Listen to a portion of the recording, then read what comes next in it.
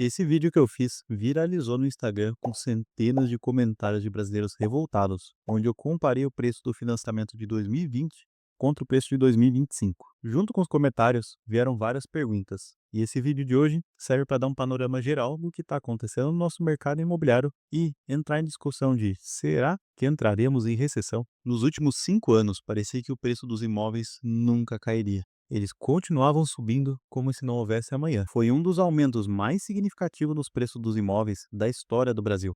Imagine um ativo que tem costume de valorizar de 4 a 5% ao ano, do nada disparar 15, 20, 25% em um ano. Quem conseguiu um financiamento em 2020 tomou uma das melhores decisões de toda a sua vida. Não apenas o preço do seu imóvel valorizou drasticamente, mas você também fixou a taxa do seu financiamento numa das mais baixas históricas do Brasil.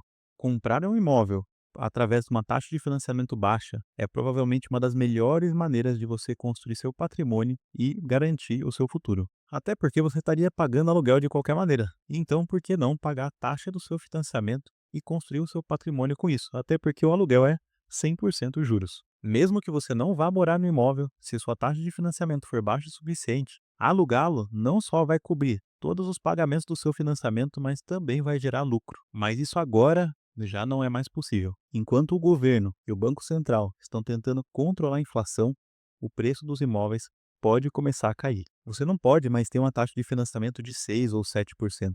12% é o novo normal. E quando se trata de taxa de financiamento, um único ponto percentual pode fazer uma diferença enorme. Imagine então que 6% a mais não faz. A entrada média para comprar um imóvel no Brasil é de 20%. Uma casa de meio milhão de reais, incluindo impostos e taxas, de 6% de financiamento ao ano, vai te dar uma parcela de R$ 3.111 por mês.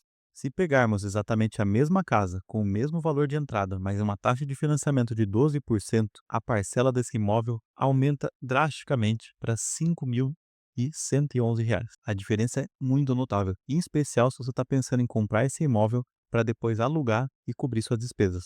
E essa é só uma parte da história, até porque o preço dos imóveis não para de subir.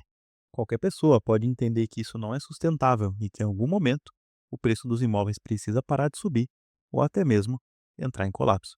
À medida que o preço e as taxas de financiamento sobem, o mercado vai inflando e se tornando uma bolha que pode acabar estourando. Isso são boas e más notícias, dependendo para quem você está perguntando. Com certeza, uma má notícia se você é um proprietário e quer continuar vendo o preço do seu imóvel subir e subir. Agora, se você está querendo comprar a sua primeira casa, tudo que você está esperando é que os preços despenquem. Então vamos descobrir, será que o preço dos imóveis vai continuar subindo? Ou será que nosso mercado vai entrar em recessão até o final do ano? É o momento certo para comprar um imóvel ou não é? Vou trazer minha perspectiva sobre todas essas perguntas e outras, mas antes, deixa um joinha aí nesse vídeo. Vamos dar uma olhada no que aconteceu nos últimos anos em resumo. Quando a pandemia atingiu o mundo, o governo estava tão preocupado que a economia entraria em colapso que imediatamente reduziu as taxas para uma das menores históricas, especialmente após a queda do mercado de ações em março. Taxas de juros baixas levaram a baixas taxas de financiamento que impulsionaram a demanda a aumentar e, ao mesmo tempo, a pandemia desacelerou as cadeias de suprimento de matéria-prima, como ferro, o que criou uma escassez de materiais no mercado e diminuiu a oferta de imóveis. Além de tudo isso, as pessoas estavam preocupadas em vender suas casas, já que o futuro parecia imprevisível, o que reduziu ainda mais a oferta de imóveis disponíveis. E o que acontece num mercado onde há tanta demanda, mas tem menos oferta? Os preços disparam. Parecia uma bolha no começo e é até certo ponto, mas sempre há um teto para o quão alto os preços podem subir. Agora, vamos fazer uma pergunta diferente. O que acontece quando as taxas de financiamento sobem? Isso não só desacelera a demanda, mas também pressiona os bancos a aprovarem financiamentos cada vez menores. Vamos voltar ao exemplo que falamos no começo do vídeo. Se o banco aprovasse seu pagamento mensal de R$ 3.100 sobre sua renda a 6%, você podia ter uma casa de meio milhão de reais, comprovando uma renda sua de menos de R$ 10.000 por mês. Mas agora, a 12%, você não pode mais pagar meio milhão de reais porque uma taxa de financiamento de 12%, você tem que ganhar dinheiro suficiente para poder fazer pagamentos mensais de R$ 5.111, tendo que comprovar uma renda superior a R$ 15.000 por mês, o que novamente reduz a demanda e eventualmente pode levar os preços a caírem. Mas nem tudo é tão cristalino. Como é que os preços podem continuar subindo quando há um aumento na taxa de juros? Nós estamos em uma inflação global. Ou seja, o preço de tudo no mundo todo vem subindo. Um aumento geral de preços aumenta o custo dos materiais de construção, o que aumenta o custo para construir um imóvel novo e, por consequência, aumenta o preço dos imóveis. Mesmo subindo sem parar a taxa de juros, uma hora a conta vai chegar. Mas espera aí, se olharmos para os números, o preço médio dos imóveis continua a subir. E isso tem um efeito psicológico. Quando o preço dos imóveis estão subindo, as pessoas correm para comprar suas casas com medo de que, se elas não comprarem agora, elas vão ter que pagar mais caro no futuro. E o pior, ainda pode estar por vir. Quando as pessoas percebem que o preço dos imóveis estão esfriando, elas querem esperar os preços atingirem seu limite inferior. O problema é que ninguém sabe onde que está esse limite inferior. E isso, eventualmente, leva a uma demanda cada vez menor, o que empurra os preços a cair ainda mais. Se chegarmos nesse ponto, e podemos estar caminhando em direção a ele, o governo estará brincando com fogo. Aliás, o governo já está fazendo isso, pois, para tentar controlar a inflação, sobe os juros e, quando os juros sobem demais, pode ocorrer uma recessão econômica pela falta de consumo. É um jogo muito perigoso, que facilmente pode dar errado. A questão é, até que ponto o governo deve aumentar a taxa Selic para combater a inflação? A última recessão econômica do Brasil ocorreu entre 2014 e 2016, onde a taxa Selic oscilava entre 10% a 13%. E, de acordo com especialistas, o governo deve aumentar a taxa para pelo menos 15,75% em 2025, enquanto alguns outros especulam até 18% de taxa Selic para tentar manter a inflação sob controle. Se esses aumentos já estão causando um pico tão grande nas taxas de financiamento agora, imagina o que mais 4% não faria. A última vez que tivemos taxas de juros tão absurdas foi em 2006. O que nos salvou em 2006 de uma grande crise econômica foi o enorme boom das commodities. Esse boom foi causado pela crescente demanda de mercados emergentes, principalmente da China, onde o Brasil foi um dos países que mais se beneficiou exportando matéria-prima, onde muito capital estrangeiro entrou no Brasil, ajudou nossa economia a se estabilizar e a crescer.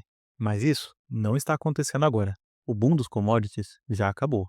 Nenhum governo global sério aumenta tão drasticamente as taxas de juros como ocorre aqui no Brasil, com excesso de gastos públicos. Nos Estados Unidos, por exemplo, a taxa somente teve um aumento tão drástico após a grande crise de 2008, onde eles subiram as taxas para tentar esfriar o mercado e, no fim das contas, criaram uma enorme catástrofe no mercado, onde os preços dos imóveis despencou até 30% na grande recessão. Esse aumento na taxa de juros no Brasil, unidos ao enorme gasto público, coloca o Brasil em uma corda bamba. Isso que a gente nem está imaginando cenários onde, por exemplo, a China inicia uma guerra com Taiwan ou qualquer coisa do tipo. A escassez que esse tipo de guerra criaria está além da imaginação de qualquer um. A inflação seria tão alta que nenhum aumento na taxa Selic faria diferença. Entraríamos em colapso. Mas vamos torcer para que isso nunca aconteça. A questão principal é: o mercado vai entrar em colapso ou recessão até o final do ano? E a resposta é: provavelmente não. É altamente provável que as vendas de imóveis desacelerem em todo o Brasil, ou pelo menos em grande parte do Brasil. Mas ainda assim, acredito que o volume de vendas vai ficar muito similar aos níveis pré-pandêmicos. E o brasileiro, ele realmente está acostumado com essas taxas de juros mais altas. E sim, com certeza as taxas de financiamento vão continuar subindo. E será que os preços dos imóveis vão continuar subindo também? É cedo para dizer, e é impossível, na verdade, prever isso com exatidão, mas é bem provável que sim. O mais provável é que aconteça o que já começou a acontecer agora, a desaceleração da valorização, onde os imóveis vão valorizar, mas não tanto quanto vem valorizando nos últimos anos. E sim, é possível, em alguns mercados específicos, ocorrer algumas quedas de preço por conta da dificuldade de acesso ao crédito. A grande verdade é que ninguém tem bola de cristal. Economia é algo complexo, depende de diversos fatores internos e externos, e sim, a taxa de juros vai continuar subindo. Então, se você precisa e quer comprar um imóvel, quanto antes você comprar é melhor. Mesmo que venha a cair os preços a 10%, por exemplo, a taxa de juros vai estar tão alta que os pagamentos mensais desse imóvel vão ficar inviáveis para você. Então vai ficar mais barato comprar ele agora do que com uma eventual queda no preço do imóvel com a taxa de juros alta. E hoje, o que vai acontecer ou não no Brasil depende muito mais do cenário econômico internacional e das relações e alianças que estão sendo formadas. Durante a pandemia, foram impressos mais de 80 bilhões de reais. Ou seja, a cada 4 notas de 100 reais circulando, praticamente uma delas era completamente nova. E é muito difícil esperar que, após imprimirmos tanto dinheiro, que os preços permaneçam o mesmo ou continuem subindo. A tendência sempre é de uma correção. É apenas uma das consequências de uma crise. Depois de cada crise, há uma corrida ao ouro, em que tudo sobe drasticamente. Mas, depois de algum momento, as coisas encontram um ponto de equilíbrio. Já tivemos a nossa corrida ao ouro. Quem ganhou uma fortuna, bom para eles. E para quem não ganhou, bom, talvez na próxima consiga ganhar. Mas até lá, dê um joinha nesse vídeo e inscreva-se. Obrigado por assistir e nos vemos no próximo vídeo.